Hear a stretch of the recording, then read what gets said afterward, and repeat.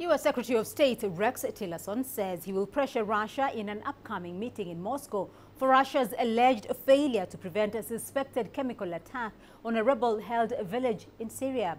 Tillerson made that remark during an interview with ABC News. He stopped short of accusing Moscow of complicity, but insisted that the Kremlin was incompetent in preventing the gas attack.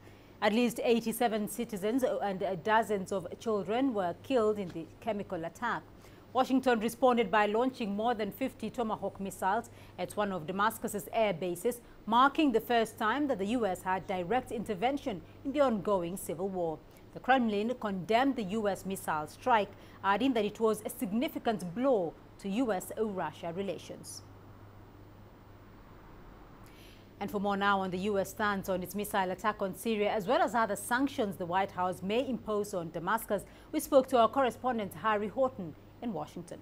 Various US officials appeared on American TV shows on Sunday and they offered slightly mixed responses. The US ambassador to the United Nations, Nikki Haley, she said that the regime change in Syria was a US priority and was inevitable. The US Secretary of State, Rex Tillerson, who you're just speaking about there, he said that the US priorities in Syria hadn't changed since that airstrike, and their attitude towards President Assad hadn't changed since that airstrike.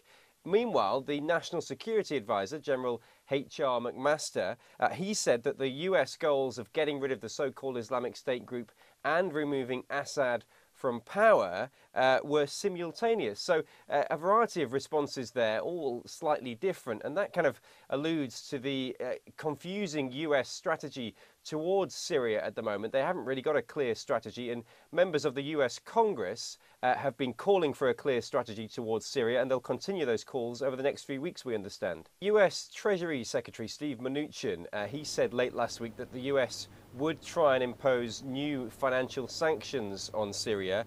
He said that, that the penalties would come in the near future.